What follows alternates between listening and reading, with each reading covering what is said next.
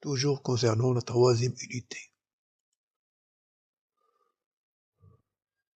la génétique humaine.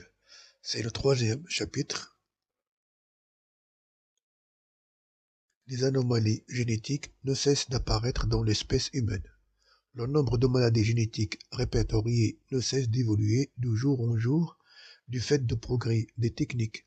On découvre de plus en plus de maladies génétiques. Son nombre est passé de 1500 en 1966 à plus de 7000 de nos jours. Par ordre décroissant de fréquence, les maladies monogéniques sont réparties en des maladies autosomiques dominantes, des maladies autosomiques récessives, des maladies liées au chromosome sexuel X, et les photos suivantes illustrent quelques exemples. Alors pour nous, on va étudier certains exemples pour bien sûr comprendre comment se fait la transmission des caractères, c'est-à-dire des maladies chez l'être humain. Mais avant ça, il y a des problèmes. Gregor Mendel avait émis des lois sur l'hérédité à la suite des travaux sur des plantes de pois et de fèves. Mais ces résultats sont-ils aussi valables chez les animaux et chez les humains? Les recherches en laboratoire sur des animaux après des études et des comparaisons nouvelles ont montré que ces mêmes lois sur l'hérédité sont pratiquement applicables à presque tous les êtres vivants, plantes et animaux. Les conditions de transmission et d'expression des gènes sont les mêmes pour toutes les espèces. Mais l'espèce humaine pose un certain nombre de problèmes particuliers aux généticiens et aux médecins, ce qui a imposé de nouvelles méthodes et a additionné de nouveaux critères de raisonnement. Donc, quelles sont les difficultés et les problèmes pour l'étude de la génétique humaine? Quelles sont les méthodes et solutions utilisées? Et peut-on prévoir la transmission des maladies génétiques et comment? Commençons par les problèmes, c'est-à-dire cherchant les caractéristiques de la génétique humaine. On va voir les difficultés et les solutions. Donc, comme difficulté, appliquée à l'espèce humaine, la génétique conserve toutes ses normes. Cependant, confrontée à des difficultés expérimentales, et le généticien se heurte à de nombreuses difficultés pour étudier l'hérédité humaine. Par exemple, un nombre important de chromosomes, 2n est égal à 46, les combinaisons possibles des chromosomes humains sont considérables, c'est-à-dire un nombre très élevé de combinaisons possibles. Les générations successives sont très espacées, en moyenne 25 ans à 30 ans. Le nombre des descendants est statistiquement faible. La descendance d'une portée dépasse rarement un descendant, c'est-à-dire que chaque famille va avoir seulement 1, 2, 3 enfants, pas plus. On ne peut imposer un accouplement pour étudier la transmission d'un caractère, c'est-à-dire impossible de réaliser une reproduction orientée. C'est-à-dire on ne peut pas réaliser un croisement ou un mariage entre une personne noire et une personne blanche malgré eux ou malgré elle. L'homme ne peut en aucun cas être considéré comme un matériel expérimental. Donc la faible fécondité, la longue durée de la grossesse et de celle qui sépare les deux générations rendent l'application des lois statistiques difficile. Alors quelles sont les solutions? Donc les méthodes utilisées comme solution pour des raisons éthiques, l'étude de la transmission des caractères héréditaires et des maladies chez l'homme est basée sur l'analyse des arbres généalogiques, appelés aussi pédigrés, sur l'analyse des karyotypes et sur les nouvelles techniques de la biologie moléculaire, telles l'analyse de l'ADN, l'activité enzymatique, la cartographie génétique et le karyotype spectral. Pour nous, on va seulement étudier les trois premiers, l'arbre généalogique, l'analyse des karyotypes et l'analyse de l'ADN. Commençons par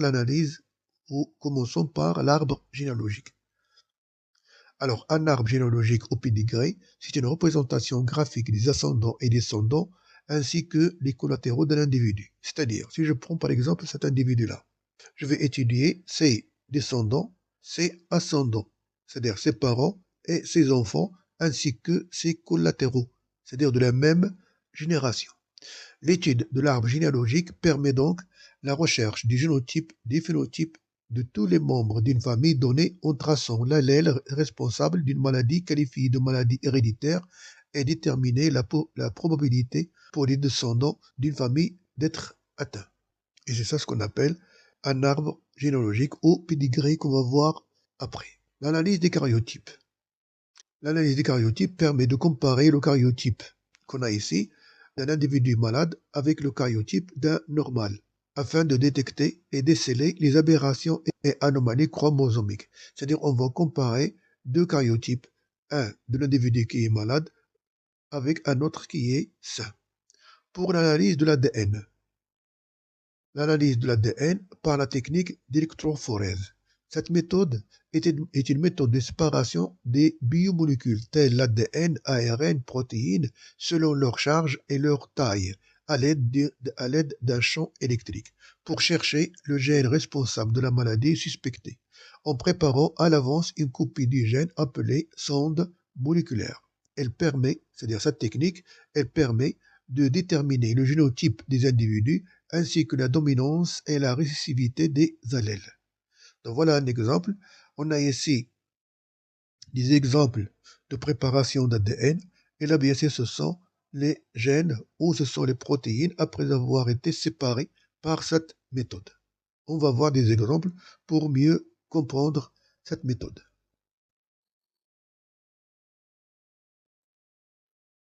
Alors, on va étudier maintenant les méthodes d'analyse dans la génétique humaine.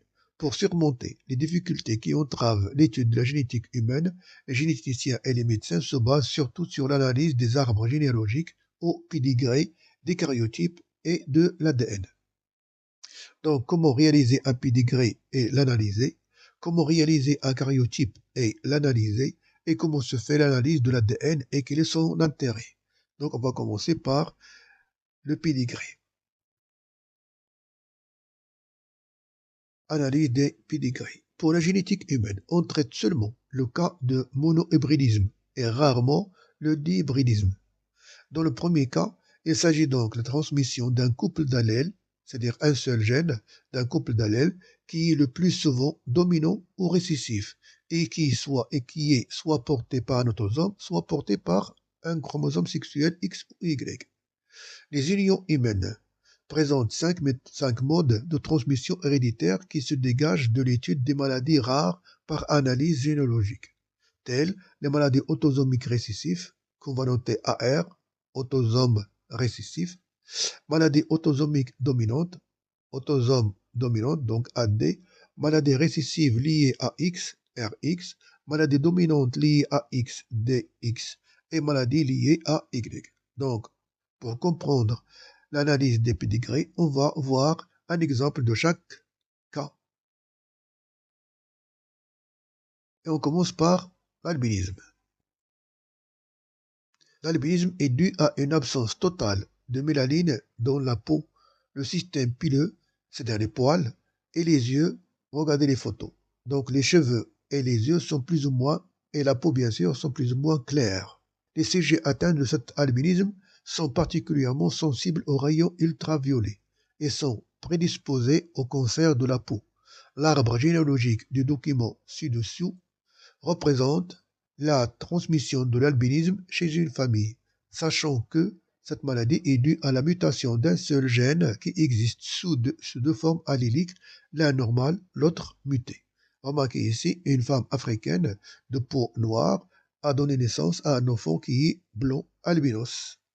On peut avoir des familles qui sont albinos, des animaux, des crocodiles, des dauphins, etc. Donc cette anomalie peut atteindre tous les êtres vivants. Comme question, là les responsables de cette maladie est-il dominant ou récessif? Le gène responsable est-il lié au sexe ou porté par un autosome? Donc comme d'habitude, arrêtez la vidéo et réfléchir un petit peu au problème et on se verra après pour la correction. Alors, comme réponse à la première question, donc on va chercher la dominance et la récessivité des allèles du gène, et ce qu'on appelle le rapport entre les allèles du gène. On constate que la maladie n'apparaît qu'à la troisième génération. La première génération, il n'y a pas de malade, la deuxième, non, alors qu'à la troisième, il y a apparition des enfants malades. Les enfants malades 2, 3, 2, 3, 2, 3, 3 et 3, 5 ont des frères non malades. Donc la génération, elle est hétérogène et descendant de parents phénotypiquement sains, ce qui induit que les parents sont hétérozygotes et portent l'allèle responsable de la maladie sans s'exprimer.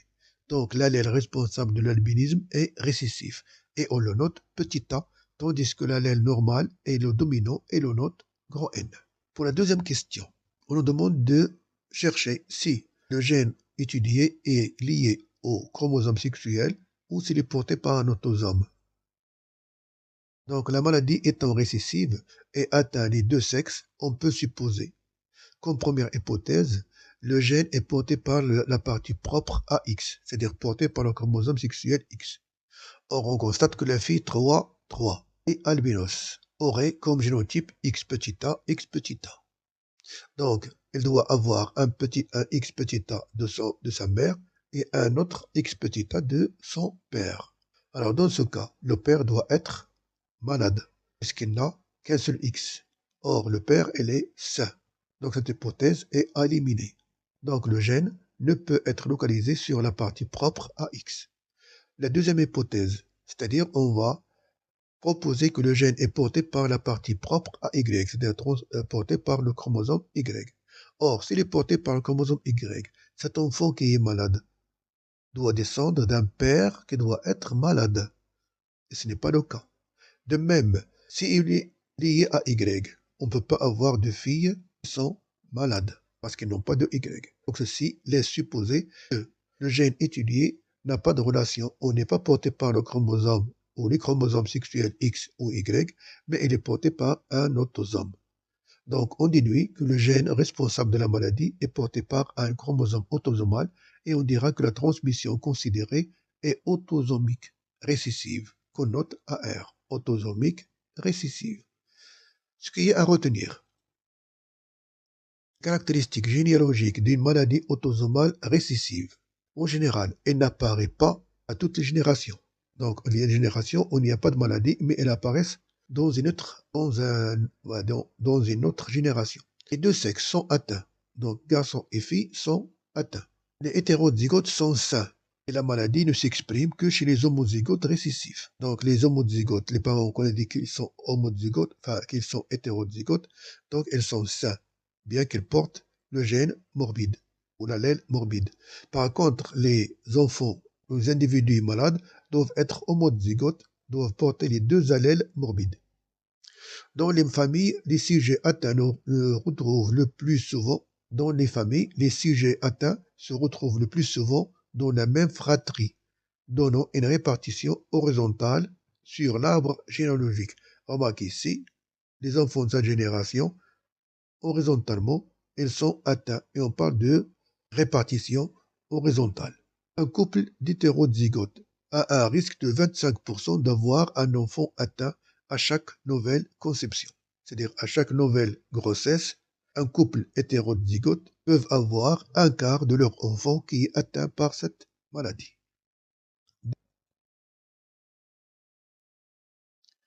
Cas numéro 2, on va voir une maladie qu'on appelle la chorée de Huntington ou danse de Sandgate.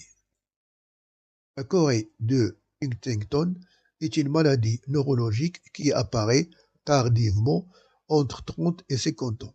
Elle se traduit par des mouvements anormaux qui se produisent brusquement et de manière incohérente chez le sujet éveillé. C'est pourquoi on parle de danse. Ces troubles sont dus à une dégénérescence des neurones de plusieurs zones de la substance grise de l'encéphale. En plus des troubles moteurs, on observe chez les malades un déficit cérébral qui peut varier selon le degré d'évolution de la maladie, de simples troubles de la mémoire jusqu'à la démence. Voici l'arbre généalogique d'une famille dont certains membres sont atteints de cette maladie, sachant que les parents 1-1, 1-2 sont décédés, c'est-à-dire sont morts, avant l'âge de 30 ans, et que d'autres données permettent d'affirmer que le sujet 2-2 est homozygote. Comme question, comment se fait la transmission de la maladie? Petit a, l'allèle de la maladie est-il récessif ou dominant? Petit b, s'agit-il d'une hérédité liée au sexe? Justifiez votre réponse. Alors les sujets 4, 4 et 4, 5 risquent-ils d'avoir des enfants atteints? Justifiez votre réponse.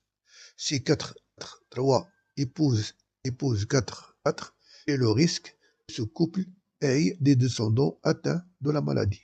Comme toujours, arrêtez la vidéo, réfléchir un peu.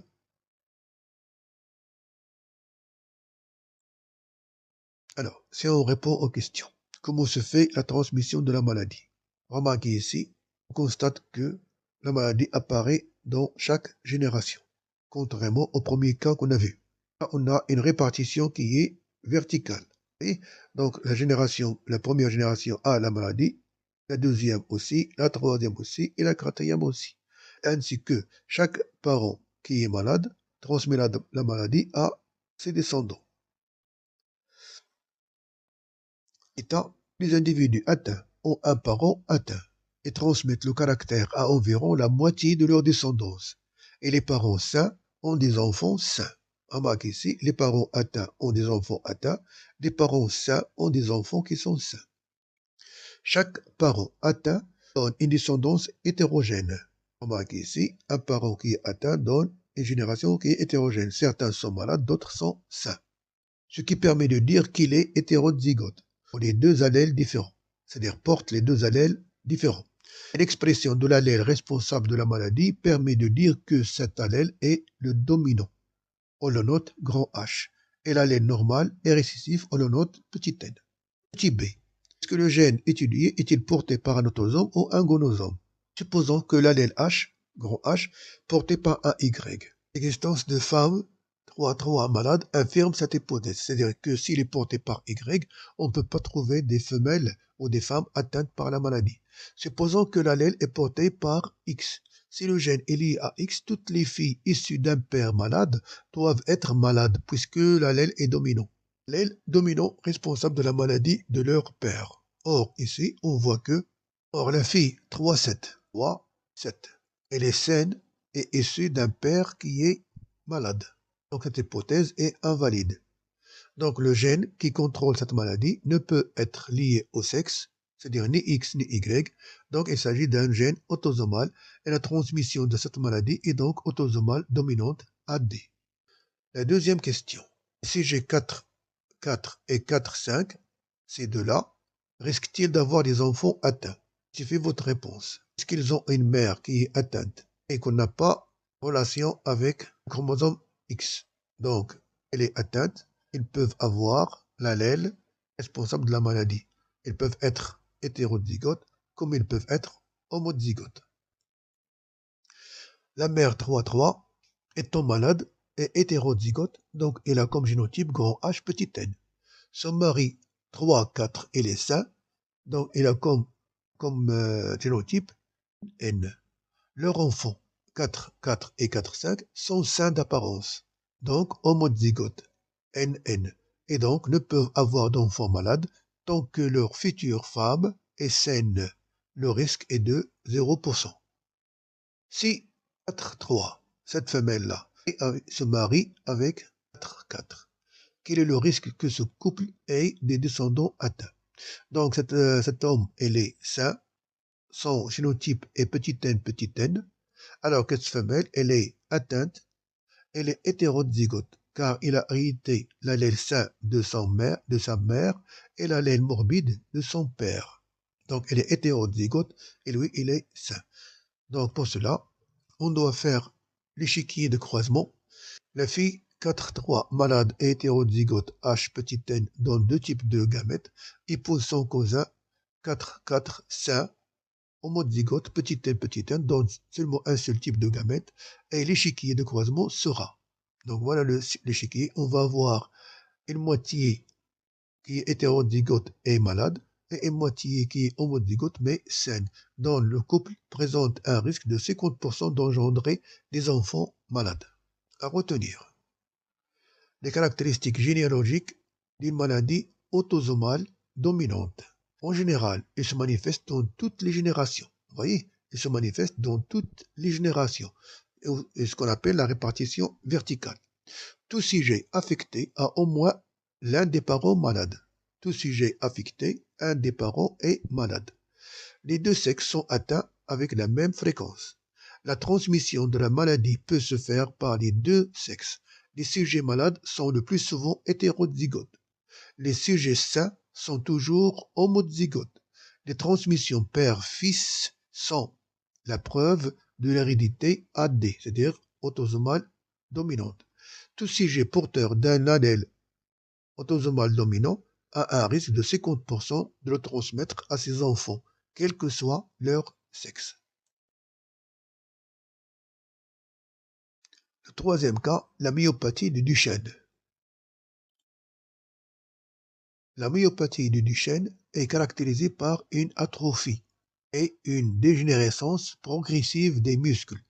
Le malade, tel qu'elle est présentée sur la photo ci-dessous, présente une faiblesse au niveau des muscles de la cuisse et des bras.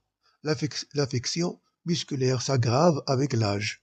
Les premiers troubles apparaissent généralement avant l'âge de 2 ans et finissent par condamner le malade à la chaise roulante. L'arbre généalogique document 1 qu'on a ici représente la transmission de cette maladie chez une famille. Cette maladie est gouvernée par un gène qui existe sous 2 versions alléliques, un allèle normal et l'autre qui est muté. Question. On symbolise chacun des 2 allèles par une lettre grand N et l'allèle grand N est l'allèle normal et petit m est l'allèle muté. En se basant sur les données de document, précisez si l'allèle responsable de cette maladie est dominant ou récessif, justifie bien sûr votre réponse. On a montré que l'individu 2,5 ne porte pas l'allèle muté. Exploitez cette nouvelle information pour déterminer la localisation chromosomique du gène. Écrire les génotypes certains ou possibles des individus 1, 2, 3, 2, 7, 3, 6 et 3, 7. Quelle est la probabilité pour que le couple formé par le garçon 3, 6 et la fille 3, 7 désireux de s'épouser, d'avoir des enfants atteints de la myopathie? Vous pouvez arrêter la vidéo, réfléchir un peu aux questions, répondre et comparer les réponses après. Donc, comme réponse, les parents de l'enfant 2, 3 sont sains, ce qu'il est supposé que l'allèle responsable de la maladie est récessif, et on le note petit m, alors que l'allèle normal qui est dominant, on le note grand N. Vous voyez? Donc, les parents qui sont sains ont des enfants qui sont malades. La génération est hétérogène, donc les parents sont hétérozygotes. Puisqu'ils sont hétérozygotes, la non-apparition de la maladie laisse supposer que, bien sûr, l'allèle responsable est récessif. Comme deuxième réponse à la question numéro 2. On constate que la maladie atteint surtout l'un des 2 sexes. Remarquez ici, ce sont surtout les garçons qui sont atteints. Ce qui laisse supposer que le gène responsable est localisé sur un chromosome X ou Y. Puisque le père 2,5 est sain, ne porte pas l'allèle muté, et que ses enfants sont malades, permet de déduire que le gène responsable est localisé sur le chromosome X. Car si c'était Y, ses enfants seront sains comme leur père. Remarquez ici, cet homme-là, le 2,5, il est sain. Puisqu'il est sain, donc, il ne porte pas l'allèle muté. Or, il a des enfants qui sont atteints. Il est porté par Y, les enfants, c'est-à-dire ces garçons, doivent être sains comme leur père. Or, elles sont atteints.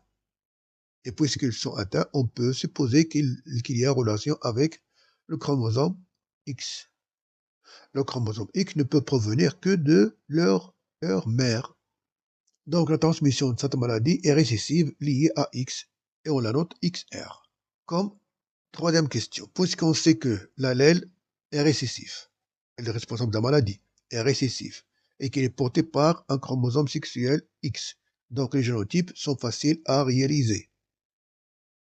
Détermination des génotypes possibles des individus. Donc on a la femme, 1, l'homme 2, 3, etc. Leur phénotype, les voilà, et bien sûr leur génotype. Maintenant, si on prend la femme, 1, elle est d'apparence saine. Donc son génotype sera XN, c'est-à-dire X grand N, X grand N, ou X grand N, X petit m. C'est-à-dire elle peut être soit hétérozygote, enfin homozygote, soit hétérozygote. Or, elle a des enfants qui sont atteints. Donc, il ne peut être que hétérozygote. Donc, on élimine le cas d'homozygote et on laisse bien sûr le cas de l'hétérozygote. Pour l'homme de 3, qui est atteint, et puisqu'il y a relation avec le chromosome sexuel, donc il sera X petit m, Y. Voilà. L'homme de 7, elle est sain. Ses parents aussi sont sains. Donc il ne peut être que XNY. La femme 3, ses parents sont sains, mais elle a des frères qui sont atteints. Donc elle peut avoir les deux génotypes possibles. Et voilà. Donc on ne peut pas trancher parce que on n'a pas ses enfants, ses descendants. Si on a ses descendants, on peut trancher quel est son génotype. Et ainsi de suite pour les autres. Quelle est la probabilité pour que le couple formé par le garçon 3, 6 et 3, 7, c'est-à-dire la fille, désireux de s'épouser. C'est-à-dire on va épouser ces deux-là. L'homme, elle est atteint, mais la femme ne l'est pas. La femme, elle est saine. Ses parents sont sains, donc elle est totalement saine. Donc X petit, X grand N, X grand N. Alors que cet enfant, alors que cet homme, il sera bien sûr X grand, X petit m, Y. Donc si on fait le tableau, connaissant déjà le génotype de chacun des parents, on peut déterminer la probabilité de ce couple d'avoir des enfants malades en réalisant l'échiquier suivant. Donc voilà le mâle qui est atteint, et voilà la femelle qui est saine. Elle va donner seulement un seul type de gamète, alors que lui, il va donner deux types de gamètes. On va avoir XN, XM, ça veut dire on va avoir N, et là, XNY, on va voir seulement. Donc, comme probabilité, la probabilité, c'est 0%. Leurs enfants seront sains. Seulement les filles seront porteuses de la maladie et elles peuvent la transmettre à leurs enfants. Donc, les enfants seront sains. Seulement les filles seront transmettrices de l'allèle muté à leur progéniture mâle. Tenir dans ce cas. Le cas de la maladie récessive portée par un chromosome X est plus souvent fréquente chez les garçons que chez les filles. Vous voyez, donc, les garçons sont plus atteints que les filles. La maladie ne se manifeste que chez les sujets de sexe masculin. Hémizygote. Les sujets mâles atteints ne se retrouvent uniquement dans la lignée maternelle. Les garçons malades sont issus d'une mère conductrice. On n'observe jamais de transmission père-fils. C'est-à-dire, puisque la maladie est portée par le chromosome X, on ne peut pas avoir des enfants, ces enfants mâles qui ont la maladie. Donc, il n'y a pas de père en fils. Toute fille atteinte devrait avoir un père atteint. C'est-à-dire, le père, son X morbide, va le donner à l'une de ses filles.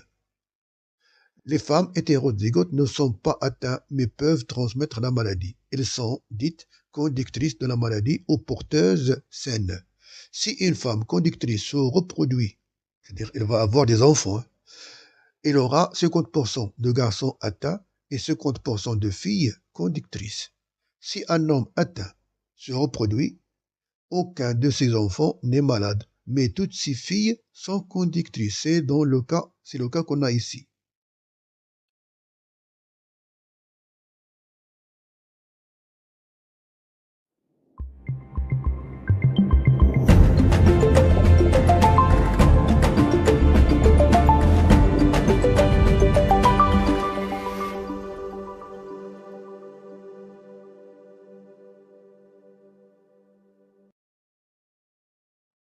Quatrième cas, le rachitisme vitamino-dépendant.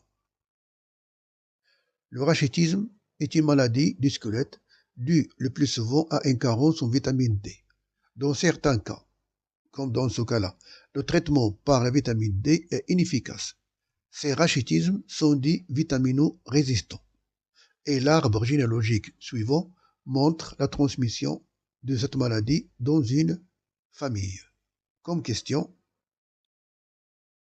en argumentant de façon précise, indiquer si l'allèle responsable de la maladie est dominant ou récessif, si le gène est porté par un chromosome sexuel ou un chromosome autosomal, et établir le génotype des individus 1, 2, 3, 2, 4 et 3, 5.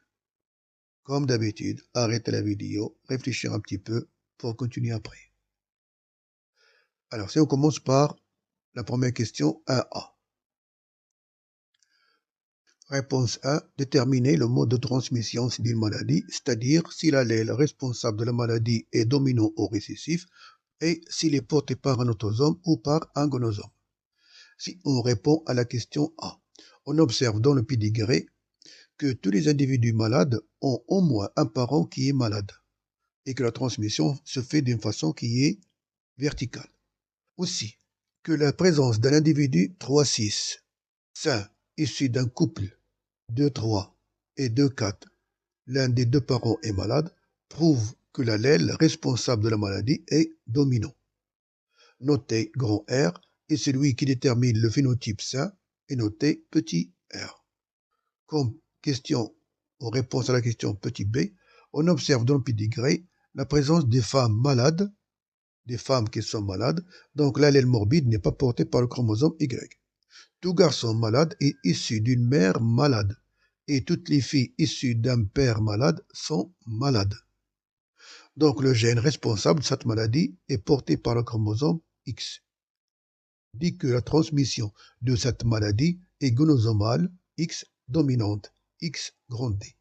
Remarquez ici, la fille, elle est malade, elle descend d'un père qui est malade. Donc son père lui a transmis le chromosome X, alors que sa mère lui a donné chromosome X sain, l'a transmis à son enfant, alors que le chromosome morbide l'a donné à sa fille. Alors dans ce cas, établir le génotype des individus 1, 2, 1 plutôt, 2, 3, 2, 4 et 3, 5. Deuxième question, établir le génotype des individus 1, 2, 2, 3, 2, 4 et 3, 5. Donc le premier qui est un homme malade, donc on va avoir X grand R, Y. Le 2, 3 est une femme qui est malade, donc puisque son père est malade, il va lui donner X grand R, alors que sa mère elle est saine, elle va lui donner X petit r, donc il sera hétérozygote. Voilà. Le 4, le 2, 4, c'est un homme qui est sain. Donc ça, X petit r, Y. Alors que la femme 3, 5, elle aussi, comme celle de 3, elle est aussi hétérozygote, car son père est sain et sa mère est malade. Il sera donc X grand R, X petit r. À retenir. Les caractéristiques d'une maladie dominante liées à X sont, en général, elles se manifestent dans toutes les générations et les deux sexes peuvent être touchés. Toutes les générations et les deux sexes sont touchés.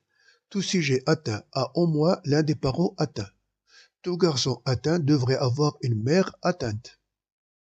Les hommes affectés transmettent la maladie à toutes leurs filles, mais à aucun de leurs fils. Les femmes atteintes hétérozygotes mariées à des hommes non affectés transmettent la maladie à la moitié de leurs fils et de leurs filles. Les filles hétérozygotes sont moins sévèrement malades que les garçons. Les femmes atteintes peuvent transmettre leur maladie aux enfants des deux sexes avec un risque de 50%. Dans la descendance d'un homme atteint, toutes les filles reçoivent le gène muté. En revanche, il n'y a jamais de garçon atteint, c'est-à-dire pas de transmission père-fils. Donc, cinquième cas, l'hypertrichose des oreilles. Il s'agit de quelques curiosités dermatologiques assez exceptionnelles. L'ichthyose grave type porc-épic, hypertrichose des oreilles, kératose palmo-plantaire. Nous, on va voir l'hypertrichose des oreilles, qui est caractérisée par la présence de poils denses au niveau des oreilles. Le document suivant présente le pédigré d'une famille dont certains membres présentent cette caractéristique. Comme question, l'allèle responsable de la maladie est-il dominant ou récessif? Déterminer si la transmission de la maladie est liée au sexe ou non, ainsi que le génotype des individus 1, 1, 1, 2, 2, 3 et 3, 6. Vous pouvez arrêter la vidéo pour réfléchir un petit peu, à trouver des réponses à ces questions et on se verra après. Donc, comme première réponse, l'anomalie apparaît dans toutes les générations. Remarquez, la première génération, deuxième génération, troisième génération. On a des individus qui sont atteints dans toutes les générations. On peut dire que l'allèle responsable est dominant. Et on note H, grand H, et l'allèle normal est récessif, on le note petit n. Déterminer si la transmission de la maladie est liée au sexe ou non. Alors, si on constate ce diagramme, ou ce pédigré, on constate que la maladie atteint seulement que des garçons, et que chaque garçon est malade, est issu d'un père qui est malade. N'importe quel enfant malade est issu d'un père qui est malade. N'importe quel père malade donne des enfants qui sont malades. Donc, c'est celui supposé qu'il y a relation avec le chromosome Y. L'anomalie affecte que les mâles et aucune des filles, ce qu'il est supposé que l'allèle responsable est porté par un chromosome sexuel X ou Y, et du fait que tout enfant malade atteint descend d'un père qui est atteint, ce qui confirme que l'allèle responsable est porté par le chromosome Y. On nous demande de donner les génotypes. Donc les génotypes pour le 1-1, qui est une fille, donc et la XX, sont portés bien sûr les allèles. Alors que les enfants 1-2 malades, 2-3 malades et 2 et 3-6 malades, donc leur génotype c'est X sans allèle X, alors que Y porte l'allèle H. Alors ce qu'on doit retenir. Le mécanisme de transmission est facile à comprendre. Toutes les filles naissent de l'union d'un homme atteint avec une femme normale sont normales, car ils ne peuvent hériter que le X paternel. Par contre, tous les garçons qui ont hérité de Y paternel sont atteints. Comme le chromosome Y n'existe que chez le sexe masculin, quand il définit une maladie, il sera transmise de père au fils, tel qu'un père malade donne tous ces garçons soient malades et réciproquement. C'est-à-dire un père sain va donner des enfants sains. Cas numéro 6, la drépanocytose. La drépanocytose, encore appelée anémie à hématie falciforme, présente une fréquence de 1 à 50e dans une population. Est une maladie héréditaire grave due à la synthèse d'une hémoglobine anormale qui se caractérise par des globules rouges en forme de fossiles incapables de jouer le rôle respiratoire de transporteur d'oxygène, en général des gaz respiratoires. Les sujets atteints ont une hémoglobine anormale appelée hémoglobine S. S étant la lettre de cycle qui en anglais signifie fossile. Notée S et l'hémoglobine normale est notée A. La transmission obéit aux lois de Mendel et il existe 3 types d'individus. Les individus AA, grand A qui sont normaux, les individus grand A, grand S qui sont normaux et présentent des symptômes mineurs, les individus SS qui sont malades et représentent des symptômes majeurs, troubles circulatoires, décès précoce, ictère, c'est-à-dire comme la jaunisse, teinte jaunâtre de la peau et des yeux. Donc on a ici un pédigré d'une famille dont certains membres sont atteints de cette maladie. En se basant sur les données de documents, donner une explication possible à la présence de 3 phénotypes dans la population, la forme saine, la forme mineure et la forme majeure, indiquer si l'allèle de cette maladie est porté par un autosome ou par la partie propre des chromosomes sexuels X ou Y, écrire les génotypes possibles ou certains des différents membres de cette famille, quelle est la fréquence des hétérozygotes lors du mariage 3-13 avec un homme sain d'apparence. 3-13 se marie avec un homme d'apparence sain. Voilà l'hématie qui est normale et voilà une hématie qui est anormale sous forme de fossile. Arrêtez la vidéo pour répondre aux questions. Alors, si on répond à la première question, on peut expliquer l'existence de 3 types de phénotypes par la présence d'un gène à 2 allèles codominants et on note l'allèle normal par grand A et l'allèle muté causant la maladie par grand S. C'est-à-dire, d'après les données qu'on a ici, ça se voit bien que on a 2 allèles qui sont codominants. On note avec une majuscule grand A et grand S. Compte tenu de ce qui précède, nous pouvons retenir les symboles suivants: sain, grand A, malade, grand S. Si on considère le couple 2-6, le couple 2-6, 2-7, apparemment ils sont sains et qui donnent une fille 3-10 qui est malade. Laisse supposer qu'il s'agit d'un cas d'hérédité lié au sexe. L'interprétation chromosomique P1, P2, donc grand A et grand AS, puisque la femme X grand S, X grand S, qui va être malade, présentant des symptômes majeurs, va mourir d'une façon précoce. Donc on ne peut pas avoir des femmes X grand X, X grand S, X grand S. Donc on va avoir X grand A, X grand S. Le mâle, enfin l'homme qui est normal, sain, X grand A, X A, Y. Donc elle va donner 2 types de gamètes. Elle aussi, elle va donner 2 types de gamètes de même proportion. Lorsqu'on fait le tableau, un tel couple ne peut donner de filles drépanocytaires. Or, la fille 3-10 malade appartient à ce couple. Cette maladie n'est donc pas liée au sexe. En effet, elle affecte aussi bien les garçons et les filles. Elle est donc autosomale. Donc, si on a supposé ici qu'elle est liée au sexe, c'est pour vérifier grâce à cet échiquier. Donc, ceci montre que, bien sûr, cette maladie n'est pas transmissible. On n'est pas porté par le chromosome sexuel X, mais par un autosome. Si on écrit les génotypes, le génotype des malades pour lequel il n'existe aucune ambiguïté est SS. C'est d'ailleurs le seul génotype possible.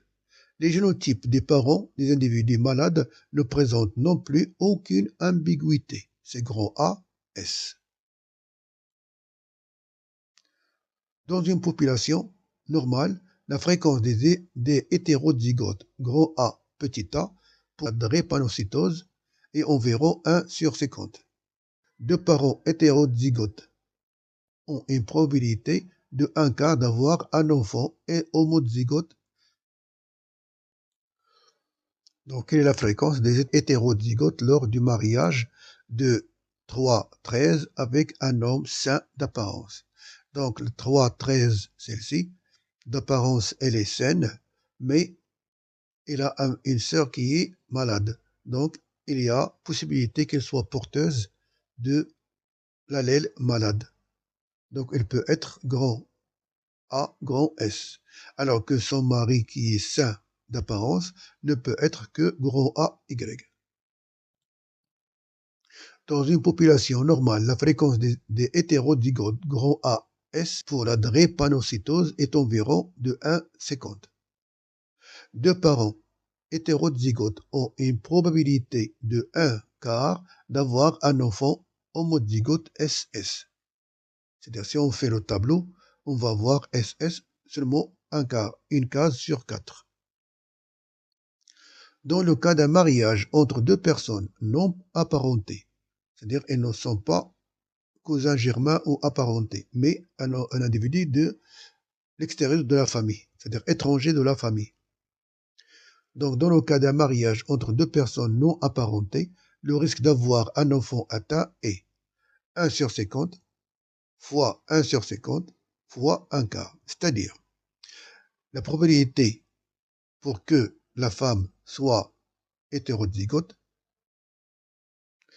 la probabilité pour que son homme, son mari, lui aussi soit hétérozygote, fois 1/4, qui est la probabilité d'avoir un enfant malade. Donc, si on fait cette application, c'est-à-dire cette multiplication, on va avoir 1 sur 10 000. Donc, la probabilité que cette femme d'apparence saine se marie avec un autre qui est sain, il a une possibilité ou il a une probabilité de 1 sur 10 000 d'avoir un enfant malade, car elle peut porter le gène morbide. L'hybridisme, c'est-à-dire transfert de deux caractères, deux maladies chez l'homme. La maladie de Tay-Sachs est un trouble génétique métabolique qui montre une détérioration progressive des capacités mentales et physiques en raison de lésions nerveuses dans le cerveau et la moelle épinière. Cela entraîne une perte de contrôle musculaire et conduit finalement à la cécité, à la paralysie et à la mort. Les enfants de génotype t meurent très jeunes et un individu sain peut être aussi bien t que t. Par ailleurs, un individu brachydactyle qui a les doigts courts est de génotype b n étant normal et b létal. Question. Quelles sont les proportions des différents phénotypes parmi les enfants viables du couple T t, B n, croisés ou accouplés avec une femme T t, B n, c'est-à-dire des hétérozygotes ou des doubles hétérozygotes. Et voici ici un arbre généalogique ou un pédigré concernant le brachydactyle. Donc on constate que la maladie apparaît dans toutes les générations, qu'un enfant atteint descend d'un père qui est atteint ou d'une mère qui est atteinte. Donc on peut dire qu'il y a que le gène responsable de cette maladie est dominant. Par contre, pour celle du Tay-Sachs, vous voyez bien que les individus qui sont sains ou qui meurent sont de t, meurent très jeunes, et ici, et bien sûr, on a létal. Donc là, c'est un allèle qui est dominant, là, c'est un allèle qui est récessif. Donc, comme réponse, d'après les données, on étudie la transmission de deux maladies, c'est-à-dire deux caractères, donc on a un cas d'hybridisme. La maladie de Tay-Sachs, caractérisée par la dominance de l'allèle normal T sur l'allèle morbide t, et que les enfants t naissent vivants mais meurent jeunes. La brachydactylie est caractérisée par la dominance de l'allèle morbide B sur l'allèle normal n, et que l'allèle B est létal à l'état homozygote. Si on suppose que les deux gènes étudiés sont portés par des chromosomes différents, donc on a le cas de deux gènes indépendants. Dans ce cas, chaque parent est hétérozygote fournira 4 types de gamètes proportionnels. Il convient donc, dans un premier temps, de produire un échiquier donnant tous les génotypes et leurs proportions attendues parmi les enfants de ce couple. Donc, puisque les parents sont hétérozygotes, ils vont fournir 4 types de gamètes de même proportion. Et on va avoir des proportions en 16e. Ensuite, il convient de supprimer les enfants qui ne sont pas viables, car présentent le génotype BB. Les proportions des enfants viables s'expriment dès lors en 12e. C'est-à-dire, si on élimine BB, BB, BB et BB, on élimine 4 de 16, il va rester seulement 12 cases qui sont viables. C'est pourquoi on dit ici qu'ils s'expriment dès lors en 12e. Après, il suffit ensuite de traduire les génotypes en proportion phénotypique. Voilà donc ce qu'on peut avoir. Si on élimine les 4 génotypes qu'on a ici, il va y avoir 12. Si on cherche les phénotypes, T n, ça veut dire normal, c'est-à-dire enfant sain avec des doigts normaux. On va avoir 3 douzièmes. Pour les enfants sains brachydactyles, on a 1, 2, 3, 4, 5, 6. Voilà, 6 douzièmes. Pour les enfants malades aux doigts normaux. Malades aux doigts normaux. Malades aux doigts normaux. On va avoir seulement un 16e. Et les enfants malades brachydactyles, donc malades brachydactyles, on va avoir 2 douzièmes. Un autre cas, le dernier cas,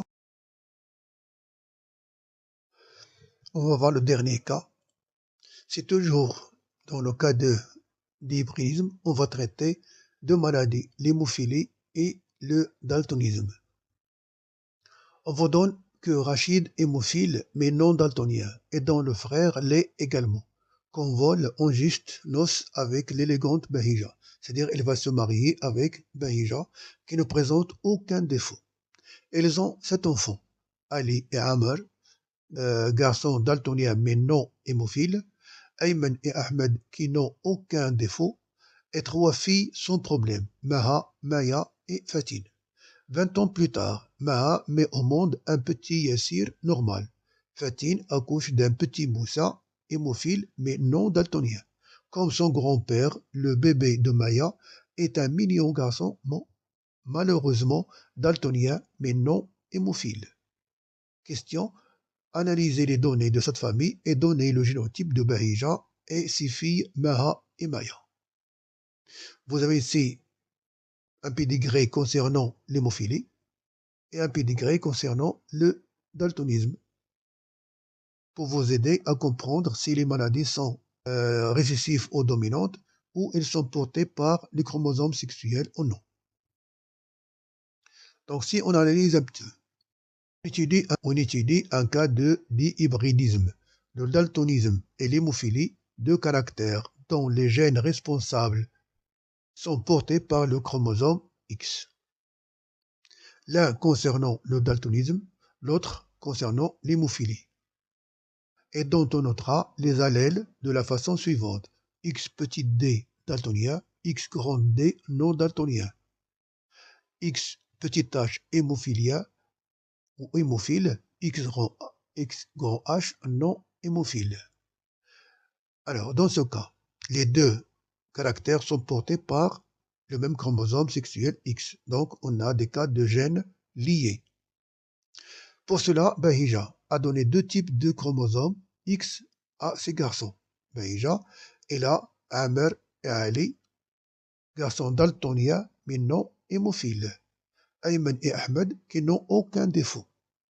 Alors, si Bahija a donné à Ali et Amer ce qu'on appelle le gène concernant le daltonisme, que le père n'en a pas. Donc X petit d H, X petit d grand H à ces garçons, Ali et Amer, daltonien et non hémophilia, le génotype X petit d grand H Y, Bahija a donné deux types de chromosomes X à ces garçons. X petit d grand H et X grand D grand H. Le X petit d grand H à ces garçons Ali et Amer daltonien et non hémophile du génotype X petit d grand H Y. Et le chromosome X grand D H à ces garçons Ayman et Ahmed qui ne sont ni daltoniens ni hémophiles, donc du génotype X grand D grand H Y. Donc Bahija présente le génotype X petit d grand H, X grand D grand H. C'est-à-dire elle a les allèles dominants qui dominent sur les autres. C'est pourquoi elle est normale et n'a pas de défaut.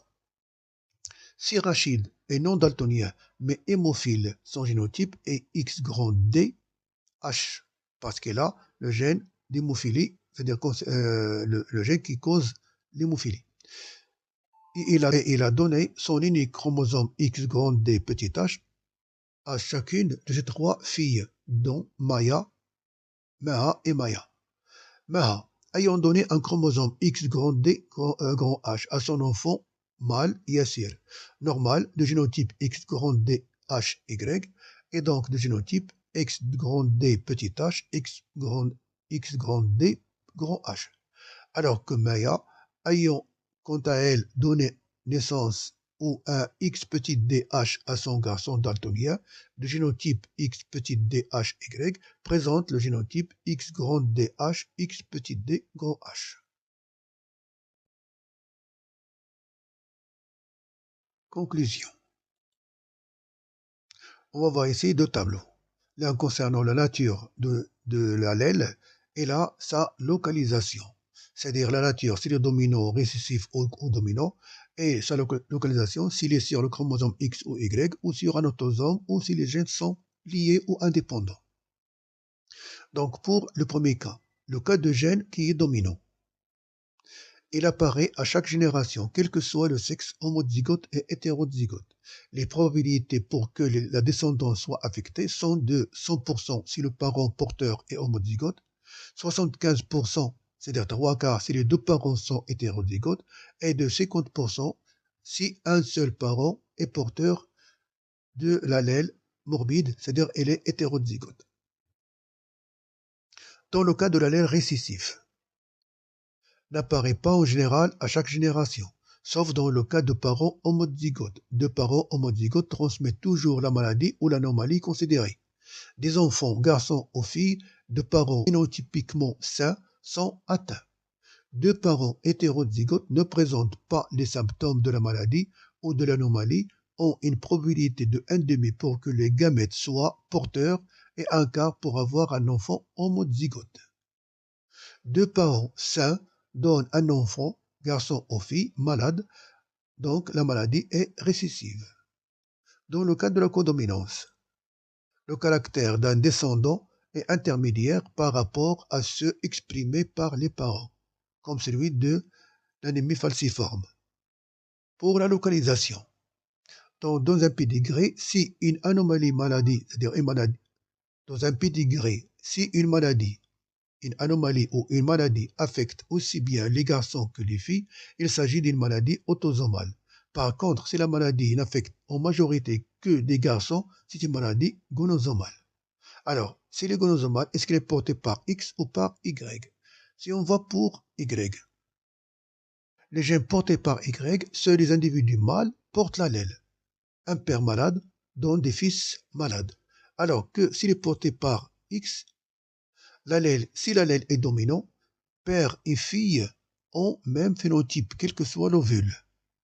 Un père malade et une mère saine donnent toutes les filles malades, parce que l'allèle est dominant et porté par le chromosome X. Par contre, si l'allèle est récessif, si une mère est homozygote, tous ses fils présentent la maladie. Mère et fils ont même phénotype. Si une mère est hétérozygote, la probabilité pour que ses fils soient atteints est de 1,5. Dans les deux cas, la probabilité pour que les filles portent l'allèle récessif est de 1,5. Donc la maladie apparaît d'une part chez les filles homozygotes et d'autre part chez les garçons porteurs de l'allèle sur leur chromosome X. Ça, c'est pour le chromosome lié au sexe. Par contre, le chromosome lié au gène autosomal. Pas de transmission privilégiée père-fils, mère-fils.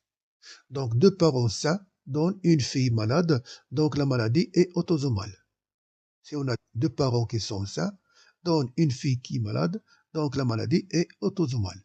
Pour les gènes liés, se comportent toujours comme un seul gène.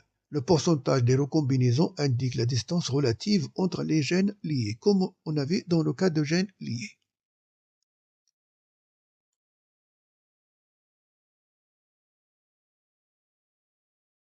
Allez, à la prochaine vidéo, concernant toujours la génétique humaine, et on va voir l'analyse des karyotypes et ADN, ainsi que le diagnostic prénatal.